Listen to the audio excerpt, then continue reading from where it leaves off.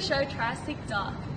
Today I'll be showing you the wonders of Hungary, but with a bit of a twist. So come with me as I show you the delicacies that Hungary has to offer. Welcome to Hungary, known for the Rubik's Cube, the woolly pig, Hungarian street food, Hungarian soup, and Hungarian jacks. Geologically, Hungary is known to be a basin country of low relief, meaning it has lots of floodplains.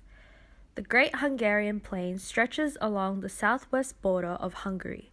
It contains the Karout River Valley as well as the largest intermountain basin in Europe, the Pannonian Basin, which is part of Europe's key agricultural land, and running across the middle of Hungary is the Danube River. Hungary is located within the Northern Hemisphere, a part of Europe. Presented on the Eurasian plate, it is currently traveling in a northeasterly direction as it's being pushed by the African plate. Climate in Hungary is mostly continental with cold winters and warm summers. In summer, it's around 25 to 30 degrees, nice and warm during the day, but thunderstorms can be very frequent in summer, so make sure you are prepared. In winter, there's snow, but not in abundant areas. Temperatures can be from 0 to negative 15 degrees. Today, Hungary is mainly terrestrial, with the region predominantly consisting of flat plains with grasslands, woodlands, and shrublands, with the plant life mainly being deciduous trees like beech, oak, and lime. Hungary's animals are predominantly grazing with lots of sheep, cattle, pigs, and horses. Also birds such as ducks, storks, crane, and heron.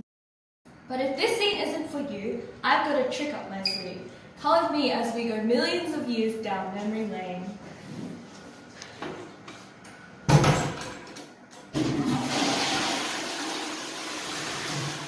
Welcome to Hungary, but around 250 million years ago, when it was the Triassic period. You might already realize that it is quite different to the Hungary we just saw, and that is mostly because of its location. The geology of Hungary 250 million years ago is relatively similar to the geology of the present day. The landscape of Hungary back then was flat and dry with very low mountains. Just like present-day Hungary, it is located in the Northern Hemisphere. However, instead of being part of Europe, it is a part of a supercontinent called Laurasia. Laurasia is one of the two supercontinents which make up Pangaea, the big landmass that contains every country. The Triassic period is an interglacial period, meaning there is minimal ice, and warmer average temperatures, forming a hot and arid climate. However, if we were to travel to the late Triassic period, things would be very different.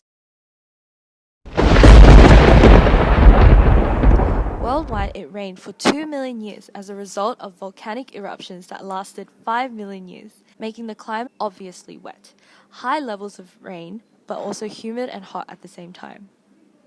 Following the great dying event of the end Permian era, with the extinction of 80 to 96% of species, the Triassic period was one of slow recovery of the once diverse ecology.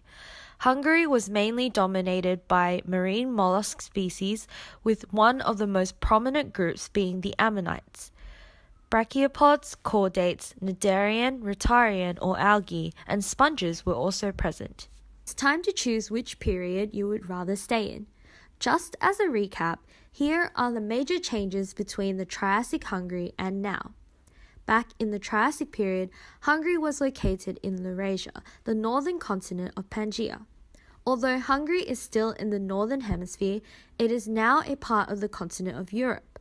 The climate during the Triassic period was very homogeneous, hot and arid in the early Triassic, that which became wet and humid in the late Triassic period. This is most evident when we look at Hungary's ecology. Since present-day Hungary has various temperate environments, there is a large range of biodiversity. However, the Triassic period was what followed a mass extinction. Therefore, most species that survived had very similar characteristics. Wow, wasn't that interesting? We hope we've helped you find your next hotspot destination. Just remember to bring your umbrella in case the next eruption happens. Thanks for tuning in. Join us next week as we explore Portugal, next time on Triassic Dark.